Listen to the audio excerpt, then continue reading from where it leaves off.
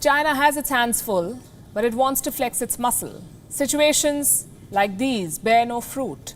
They only lead to tensions totally uncalled for. And something like this has happened at the border, a standoff with India. After more than a month, it looks like the Chinese have had to eat crow. Their troops have moved back from several points in eastern Ladakh. And this is the beginning of the de-escalation, and this is our cover story tonight. India and China have disengaged at 4 points, we are told. Patrolling point, or PP-14, which is the north of Galwan Valley, PP-15, the south of Galwan, PP-17A, the hot spring, and the Pangong Lake, where both sides have reduced deployment. This is what we know as of now. The Chinese troops have moved back by 2.5 kilometers. The People's Liberation Army has moved its troops, its infantry and combat vehicles. Indian forces have also disengaged at least at 4 points. This is the first disengagement in a month-long standoff between India and China, and this is why it is important to look at the events that led to it. First of all, talks. India and China are currently engaging in military-level talks. There were Lieutenant General-level talks on the 6th of June, that is 3 days ago.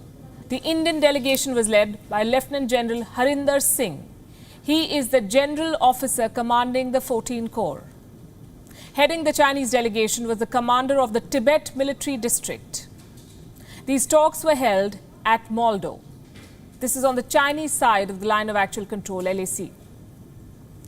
Sources have told WION that some of the disengagement had already happened before the talks on Saturday. More followed in the past couple of days. And at least one flashpoint still remains, the Pangong So, or the Pangong Lake. So is lake in Tibetan. And this area is likely to come up in future talks. So we can confirm to you tonight that there are more military-level talks on the cards between India and China. There's a major general-level meeting scheduled for tomorrow. The P.L.A. and the Indian forces will also talk at divisional and brigade commander levels. India and China have also been engaging in diplomatic talks. And here's something else that you must know. Before the disengagement, there was a rejig in the P.L.A. China appointed a new commander to oversee the Western Theatre Command, which includes this region we're talking about. It involves the very same unit that has been deployed in eastern Ladakh. Shu Qiling is the name of this new commander. He was previously in charge of the Eastern Theatre Command, and he was asked to swap his post with He Wei Dong, the man who was commanding the P.L.A. in the Ladakh region.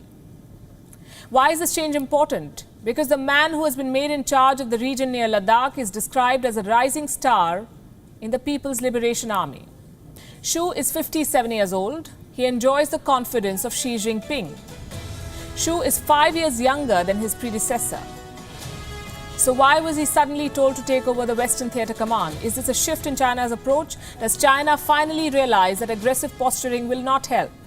The standoff in eastern Ladakh is being called India's worst ever border standoff since the 1999 Kargil conflict.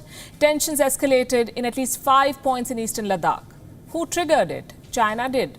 What triggered it? Construction activity.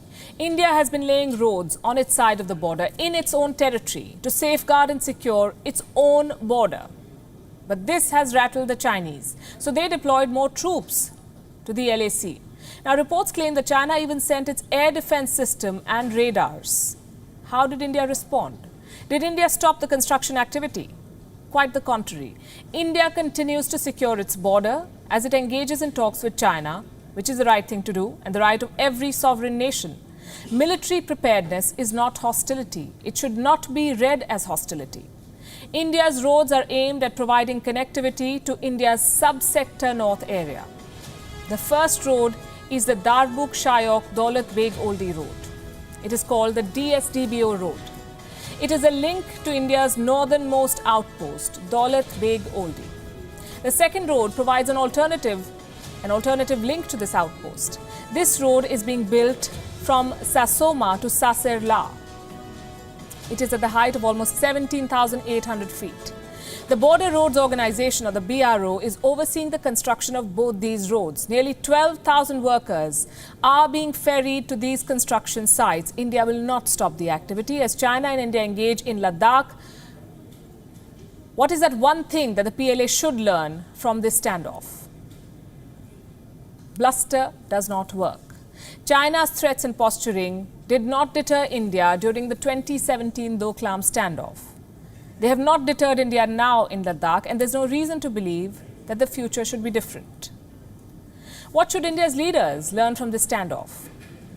To keep politics out of national security. Unfortunately, here too, there's no reason to believe that the future should be different.